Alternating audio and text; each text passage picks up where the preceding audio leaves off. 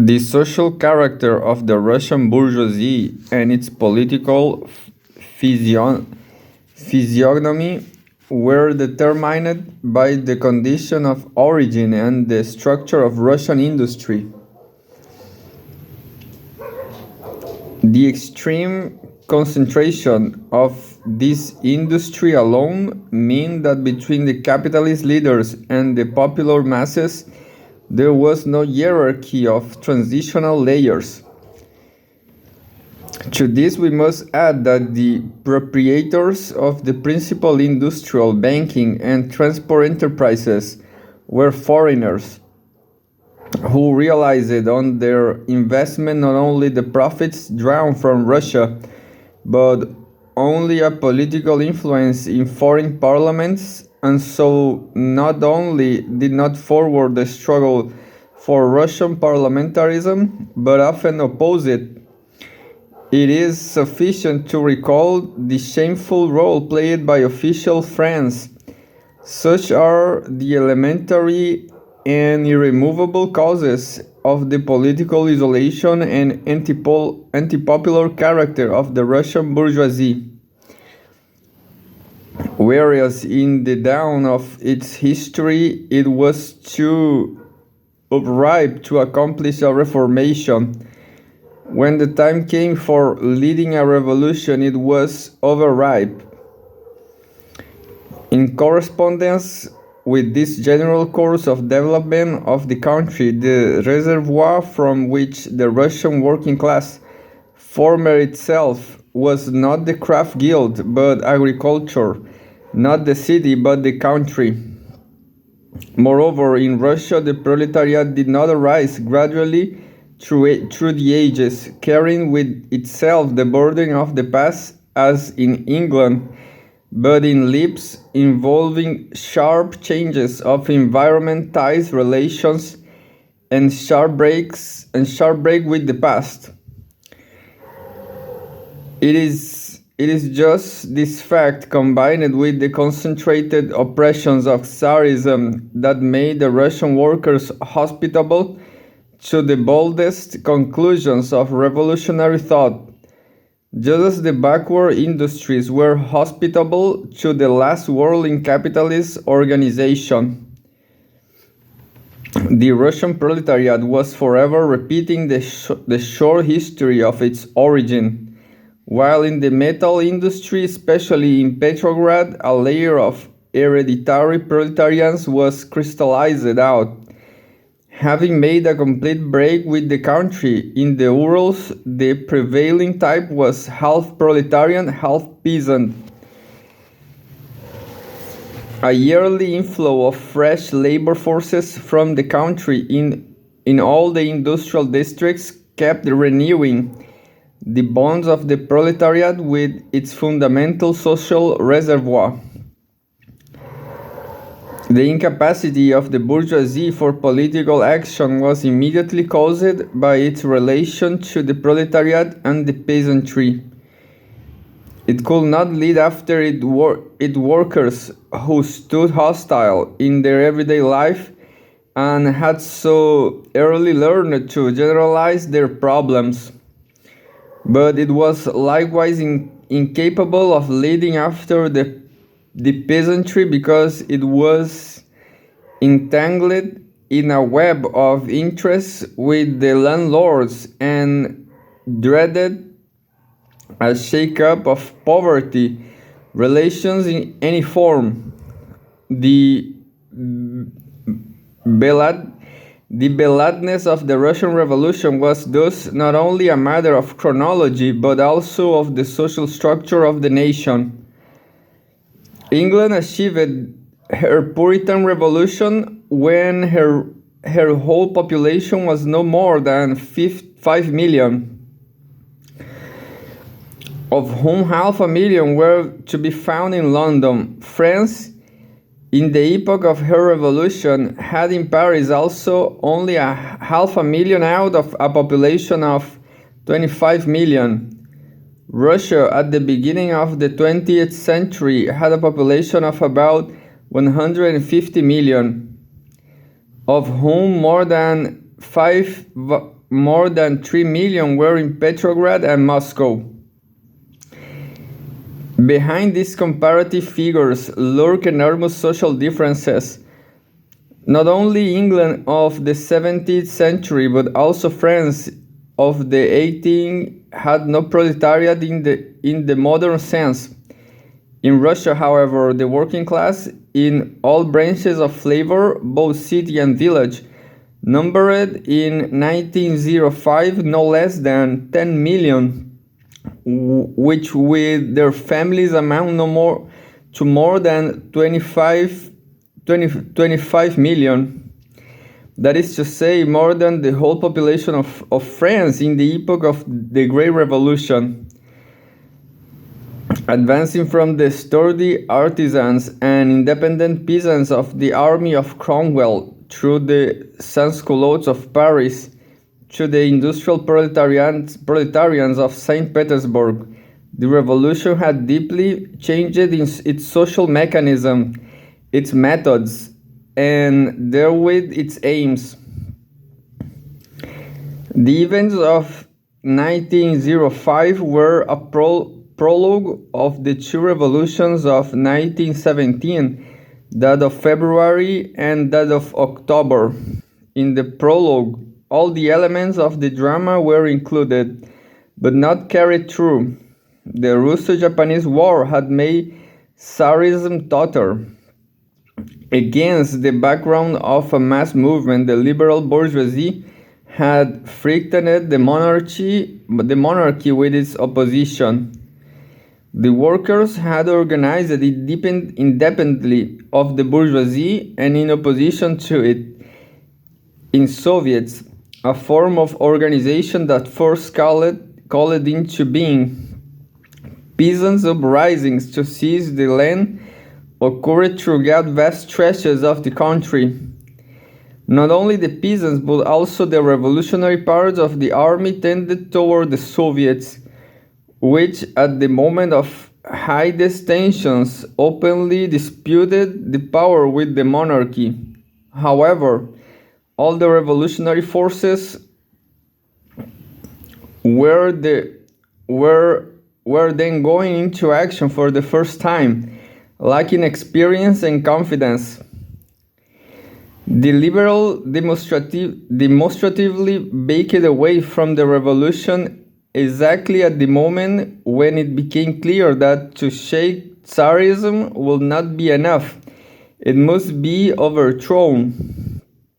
This sharp break of the bourgeoisie with the people, in which the bourgeoisie carried with it considerable circles of the democratic intelligentsia, made it easier for the monarchy to differentiate within the army, separating out the loyal units, and to make a bloody settlement with the workers and peasants. Although with a few broken ribs, Tsarism came out of the experience of 1905 alive and strong enough. What changes in the correlation of forces were introduced by the 11 years historical development, dividing the prologue of the drama? Tsarism during this period came into still sharper conflict with the demands of historic development. The bourgeoisie became economically more powerful, but as we have seen, its power rested on a higher concentration of industry and an increased predominance of foreign capital. Impressed by the lessons of 1905, the bourgeoisie had become more conservative and suspicious. The relative weight of the petty and middle bourgeoisie, insignificant before, had fallen still lower. The democratic intelligentsia, generally speaking, had no firm social support whatever. It could have a transitional political influence, but could play no independent role. Its dependence upon bourgeois liberalism had grown enormously. In these circumstances, only the youthful proletariat could give the peasantry a program, a banner, and leadership. The gigantic task thus presented to the proletariat gave rise to a urgent necessity for a special revolutionary organization capable of quickly getting hold to the popular masses and making them ready for revolutionary action under the leadership of the workers. Thus, the Soviets of 1905 developed gigantically in 1917. That the Soviets, we may remark here, are not a mere child of the historical backwardness of Russia, but a product of her combined development, is indicated by the fact that the proletariat of the most industrial country, Germany, at the time of its revolutionary high point, 1918 and to 1919, could find no other form of organization. The revolution of 1917 still had as its immediate task the overthrow of the bureaucratic monarchy, but in distinction from the older bourgeois revolutions, the decisive force now was a new class formed on the basis of a concentrated industry and armed with new organization, new methods of struggle.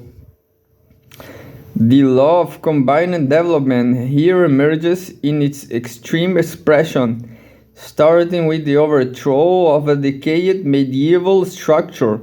The revolution in the course of a few months placed the proletariat and the Communist Party in power. In its initial task, the Russian Revolution was thus a democratic revolution, but it poses the problem of political democracy in a new way. While the workers were covering the whole country with Soviets, including them the soldiers and part of the peasantry, the bourgeoisie still continued to decay. Shall we summon or not summon a constituent assembly? In the course of our exposition, this question will rise before us in full completeness. Here we wish only to mark the place of the Soviets in the historic succession of revolutionary ideas and forms. In the middle of the 17th century, the bourgeois revolution in England developed under the guise of a religious reformation. A struggle for the right to pray according to one's own prayer book was identified with the struggle against the king, the aristocracy, the princes of the church and Rome. The Presbyterians and Puritans were deeply convinced that they were placing their earthly interests under the unshakable protection of the divine providence, the goal for which the new classes were struggling commingled inseparably in their consciousness with texts from the Bible and forms of churchly rituals. Emigrants carried with them across the ocean this tradition sealed with blood. Hence, the extraordinary virility of the Anglo-Saxon interpretation of Christianity. We see even today how the minister socialists of Great Britain back up their cowardice with these same magic tests with which people of the 17th century sought to justify their courage. In France, which stepped across the Reformation, the Catholic Church survived as a state institution until the Revolution, which found its expression and justification for the tasks of bourgeois society, not in texts from the Bible, but in the abstractions of democracy. Whatever the hatred of the present rules of France for Jacobinism, the fact is that only thanks to the austere labor of Robespierre are they still able to cover their conservative rulership with those formulas with the help of which the whole society was exploded. Each of the great revolutions marked off a new stage of the bourgeois society and new forms of consciousness for its classes. Just as France stepped over the Reformation, so Russia stepped over the formal democracy.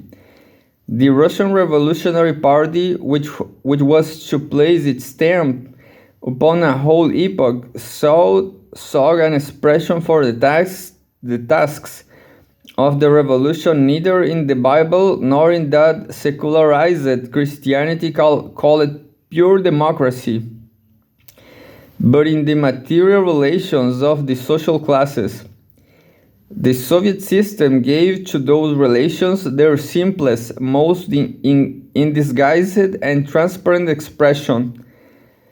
The rule of the toilers had for the first time been realized in the Soviet system, which, whatever its immediate historic vicissitudes, has penetrated as irrevocably into the consciousness of the masses and did in its day the system of the Reformation or of pure democracy.